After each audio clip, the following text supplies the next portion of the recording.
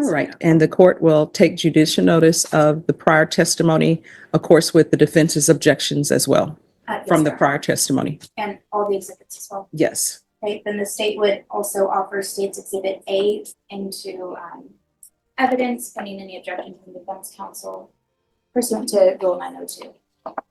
I object on lack. State of Texas versus Dominique Nicholson. Do I have parties announced for the record for the state? Ashley Jones. Your Honor. Lorraine Eastman for Mr. Nicholson. And are you Mr. Nicholson? Yes, ma'am. All right, you had a jury trial. Found you guilty of count 1 of aggravated assault with a deadly weapon. And they found you guilty of count 2 of unlawful possession of a firearm as charged in count 2. And you elected to come to the court. Notice how calm this moment feels. Both sides say they're ready. But beneath that calm, the stakes couldn't be higher. This isn't just paperwork. Mr. Nicholson is facing decades in prison. Would you be this composed if your freedom was on the line? For punishment. Are both parties ready to proceed with this phase of the trial, state Yes, Your Honor. defense? Yes. All right, state, if you would read out the enhancements. For count 1, before the commission of the alleged offense in cause number 2022 CR 11860, hereinafter styled the primary offense on the 25th day of April AD 1996 and cause number 94 CR 5960 in the 187th District Court in Bexar County, Texas, the defendant was convicted of the felony of aggravated robbery with a deadly weapon, the ZIG gun. And before the commission of the primary offense and after the conviction in cause number 94 CR 5960 was final, the defendant committed the felony of assault, family violence enhanced, and was convicted on the 29th day of January 2013 in cause number D-1-DC-12-904040 in the 427th District Court in Travis County, Texas.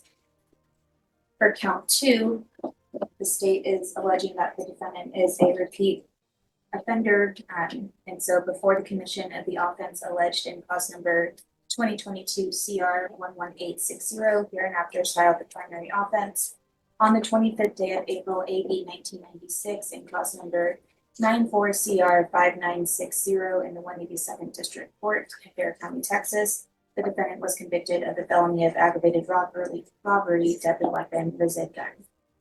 All right. With regards to the enhancements in count 1, both enhancements, how do you plead? True or not true? Not true. And with regards to the enhancements as read for count 2, how do you plead?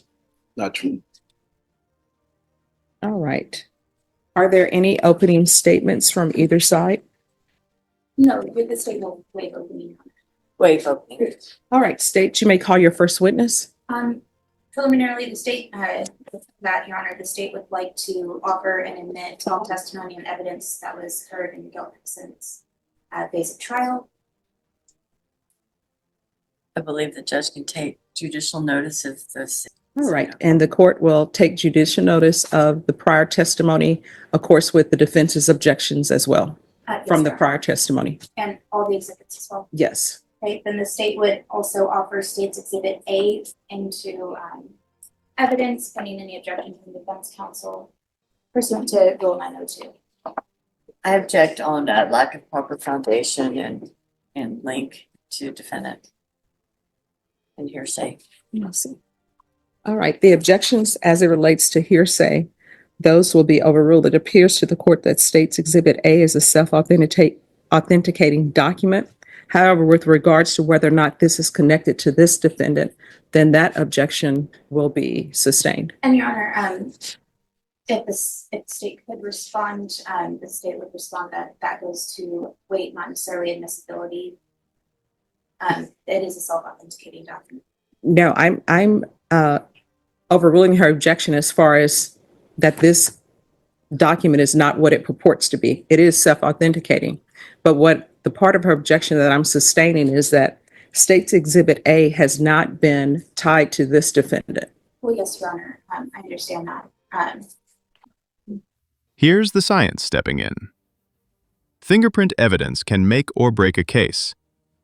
The defense strategy?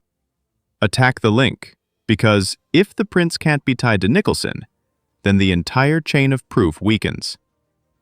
What do you think? Strong evidence or shaky ground? So foundation will have to be laid to somehow tie this document to this defendant. All right, could you raise your right hand for me, please? Do you solemnly swear or affirm the testimony you give will be the truth and nothing but the truth, so help you God? All right, you can lower your hand, state your name for the record. Mia Valdez. All right, state. Ms. Valdez, could you please tell the court what your area of expertise is? I'm a fingerprint examiner for the Bexar County Sheriff's Office. And do you have any, you possess any certifications? Yes, I have a certification in classifying fingerprints as well as identification of fingerprints. Please explain what those include. So we go through a rigorous course to understand the characteristics of fingerprints as well as on-site training to understand fingerprints. Let's talk about fingerprint specifically. What is it? A fingerprint is a print that consists of 12 characteristics that can identify an individual. Have you ever found two different people to have the same set of fingerprints? No, not to my knowledge. Can you please explain how you do a fingerprint comparison? So when we first get the fingerprints, we do look for, like I said, the 12 ridge counts. And we will compare to see if the individual that we do have in custody is the same person that is on the fingerprint itself. And then we do our Henry classification that classifies the specific characteristics of the fingerprint. Now, if that is your way of doing it, is that the standard way? That's the standard. That's the what way? The standard. Can you take the witness on board diary? Yes. Okay. I may be a little confused. This exhibit B, when were those prints taken? These were taken today. And so when you were saying that those prints were taken by me, is that the one you were referring to? Correct. Okay, and so there's some other prints in the packet, right? Correct. Here on the back of it. Okay, but you were not saying you took those prints, right? No, I didn't. Okay, so you don't know my client, right? No. So you can say that the prints match,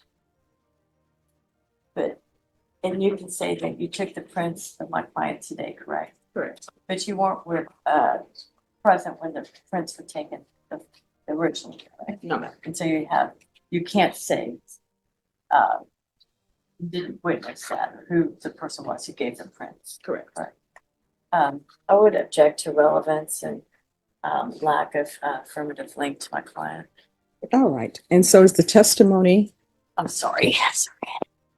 was it established who these prints and State's Exhibit B were taken from? I'm sorry, Judge? Was it established who the prints were taken from in State's Exhibit B? Yes. She did testify as to me with her, she told about that individual today. What individual?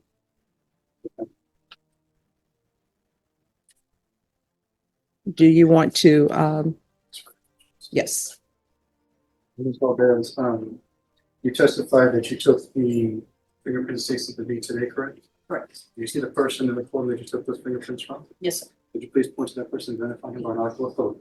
We'll be the gentleman in the red.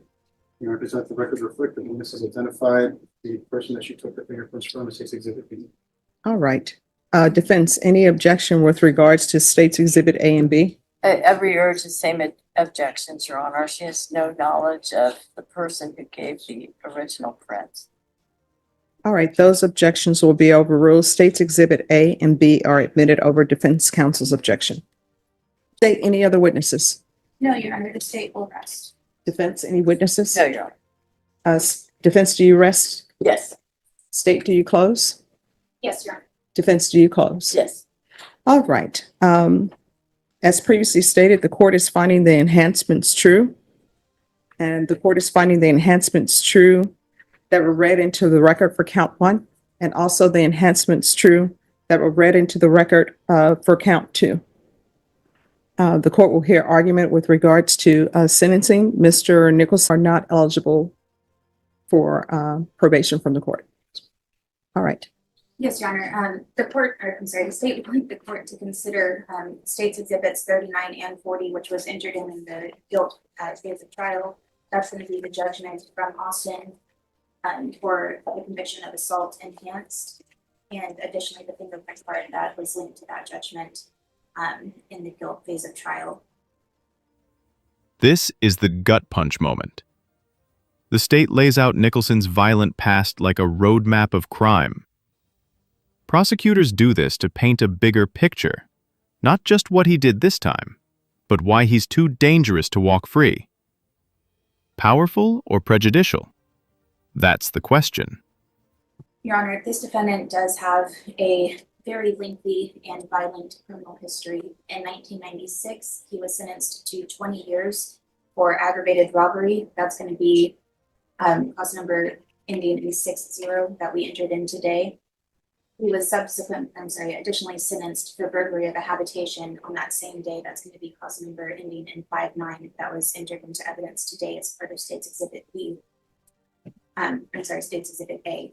Your Honor, he was sentenced in 1996 to 20 years in the Texas Department of Corrections for those crimes. When he was released, it was not very much longer until 2013 that he committed the offense in State's Exhibit 39 for assault enhanced, where he was convicted and sentenced to 6 years. So in 2019, after their 5 years are done, it took him only 3 years to commit this offense, this violent offense, where he shot at an unarmed Uber driver who just happened to be picking up his stepdaughter so that she could go to work. Thankfully, nobody was hurt in this offense, but that's just luck, Your Honor. The capacity for this defendant to hurt people in this community and to hurt his family is shown by the criminal history, and the state is asking that the court sentence the defendant to no less than 40 years on count 1 and no less than 20 years on count 2. Defense? Thank you, Judge. I know that we've heard about his criminal history and the seriousness of it. I did want to offer some context to that, which starts with the fact that the first offense that for which he did the 20 years, he was actually age 16 when that happened. And he was certified as an adult and sentenced, and he ended up doing most of the time. He really lost so many of his formative years at doing that time, right? And then he gets released and is having trouble and has continued to have trouble adjusting. And the second case, the family violence assault case, he pled to, and he acknowledges, and I'm not saying he doesn't acknowledge the first case, but he does ask, and we do ask the judge to consider how young he was at that time. I have had contact with 2 of his family members, siblings, who were not able to be here today. One was a Mr. Paxton, and another is a sister, Samantha Romborg. And if I may, they both relate to me the chaotic and troubled childhood that they had, and how, in spite of what you see here today, that Mr. Nicholson was actually a loving and caring brother. I'm sorry. Do you want those witnesses here? No, I think we discuss it. No objections from the state. Okay. That their father was a drug addict, and all the children in the family suffered tremendously, and that Dominic felt an enormous responsibility to try to provide for his siblings, which led him to make very poor choices to accomplish that goal, but that his actual motivation, and led him into down a criminal path, which I guess partly was role modeled by his father, but also his sense of duty and obligation to his siblings and having very limited ability and resources to provide for them in his overwhelming sense that he should try to provide for them really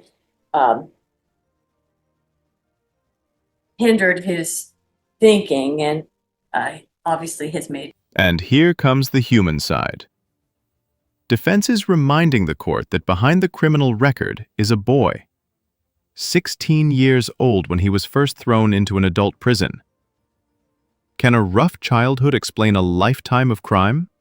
Or does it just add another layer of Still tragedy? informed judgments. I know we stand here today, the jury heard the evidence and returned their verdict. But Mr. Nicholson believes that he can return to society and be rehabilitated. This has been a long revolving door in his life that he is very tired of. And so we would ask the court to please sentence him at the minimum range. All right. State any final closing argument? Your Honor, state, I appreciate that Mr. Nicholson was young when he committed the first offenses. However, I think that just speaks to his criminality as prior life. And although the hopes for change are there, according to defense counsel, his actions speak louder than his words. And the court would like, the state would like the court to consider those actions, the harm that he could have caused on October 25th, 2022, and the harm that he has caused throughout his life.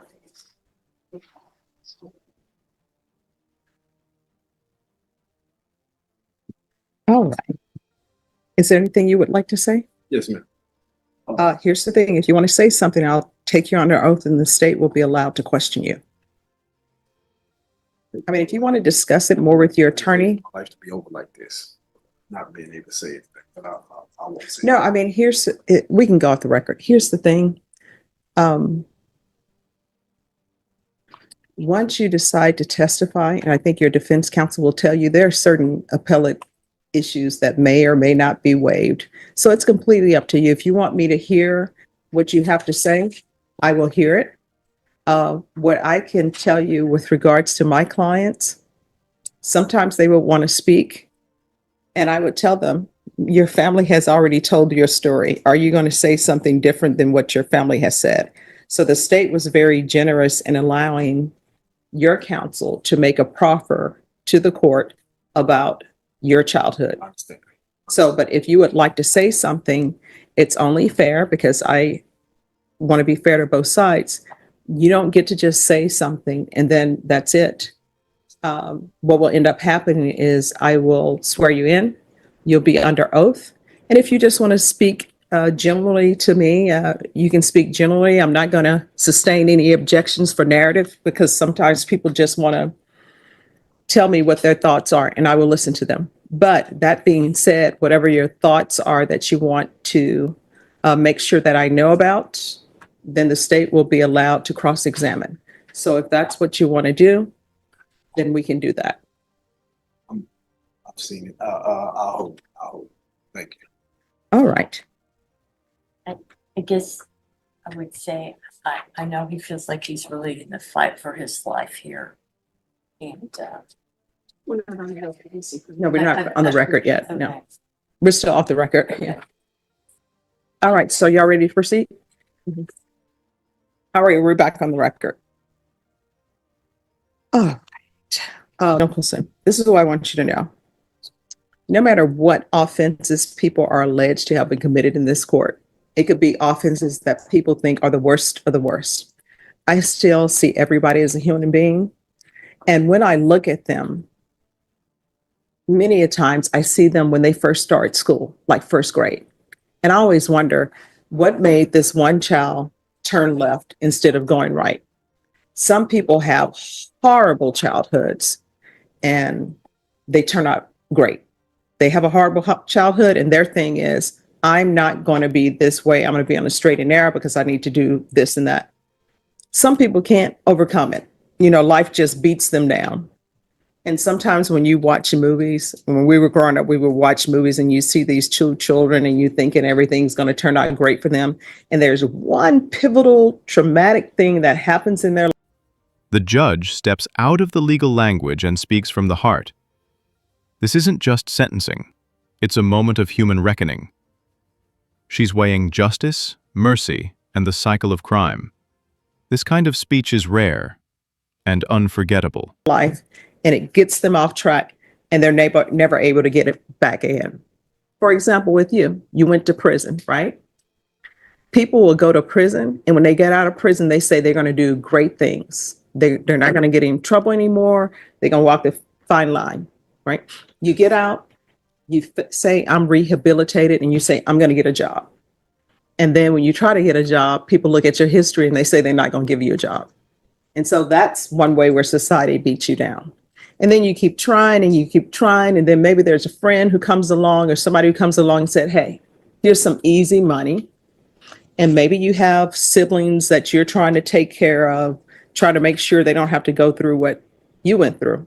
But at the end of the day, we all got to pay for our offenses, right? Now, do I think that you should get life in prison? No, right? Your minimum is 25 on the first on count one. It's from 25 up to life in prison and up to a $10,000 fine. All right. This is what the court is going to do. The court is taking in consideration the state's argument about his history, because I have to consider that. But then I'm also taking into consideration what the defense said.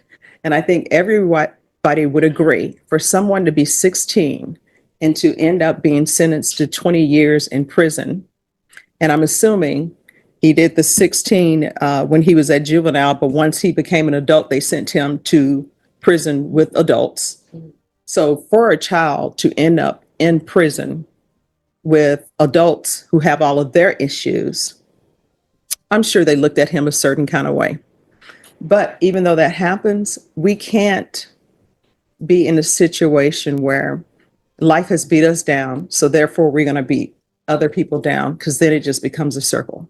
So all of the offenses that you've committed, guess what? That complainant has been traumatized. So there has to be punishment, and you're not eligible for probation. And based upon what I've heard during the trial and based upon what I've heard during this punishment phase, I would not grant you probation, right? Even if you were eligible, because I don't think you're a good candidate for probation. But I also don't think you should spend the rest of your life in prison. All right. So in count one, as previously stated, I'm finding both enhancements true. In count two, I'm finding the enhancement true. In count one, I'm going to... There it is. The hammer drops. 30 years for count one, 20 years for count two, running at the same time. A middle ground, not life, but decades. Justice served or too harsh? You decide. 30 years in the prison. In count two, I'm going to sentence you to 20 years in the prison. The counts will run concurrently. There's an affirmative finding of deadly weapon in count one, and there's to be no contact with Jayla Satterwhite. Is there anything else with regards to sentencing from state or the defense? Taking into consideration. All right, and the court will order affirmative finding of family violence. And I assume the court will be giving him credit for all time served. Yes, and you'll receive credit for any time served that you've been in custody. And counsel, if you believe the credit is incorrect, just let the court know. We'll make sure that it's corrected. And for some reason, I do not have the trial court certification. I'm sure you probably filled it out before, but do you mind filling out another one for the court? Okay. Did one Yes, not? it's on the wall. And she's going to give you a document that's entitled Trial Court Certification of Defendant's Rights to Appeal. You do have a right to appeal because this is a jury trial that occurred. Do you understand? All right. Your counsel is court appointed. So what will end up happening if she withdraws from your case, a new attorney will be appointed to handle any appellate issues. Do you understand? Yes. All right. Because this is an affirmative finding of family violence, and also because these are felony convictions, and you should know by now, You're not allowed to own or possess any weapons or ammunition. If you have a question over what a weapon or ammunition is, you'll need to speak to an attorney. Do you understand? All right. Do you have any questions about anything? Just, I didn't hear you, I don't know if you were doing it or not, the fines. No, fine. Thank you. All right. Here's your document. Thank you. You're welcome. We can go off the record. So, Mr. Nicholson, I know it's a lot of time, right? And you have to do half before you're eligible. But guess what? At the end of the day, it's not the end of the world for you, right? You're going to be older when you are released from prison. There's no ands, ifs, or buts about it. But you can still take this time to try to better yourself while you're at the prison. You can still get degrees. Young people who come into prison, if they're not acting crazy, you can probably give them some advice to help them do better and be better. And you're still alive. You can still pick up the phone, call people. You can still write letters to people. Hopefully people will come visit you at the prison. You can still have that. As long as we're alive and breathing, we have the opportunity to change. You understand? Yes, ma'am. So it can still be done. You can still come out and do great things. All right. All right. Good luck to you. We're going to see you back on Tuesday. Okay. Okay, All right. Thank you. thank you. We're off the, You're welcome. off the record. Yes. Okay, so just a matter of logistics on the appeal. Yes. I'd file a motion for new trial and then wait to file the motion to it, because I'm not on the appellate wheel. Well, what we can do is we can take that up on Tuesday Okay. because you'll still have enough time. 30 Okay. days will not have expired. I just want to make sure I get it in the right order, Yes. because I think there was a particular order on the motion to withdraw on the file. Yes. Okay, All right. Thank you. We'll see you back on Tuesday. okay, thank you, Jen. Thank you.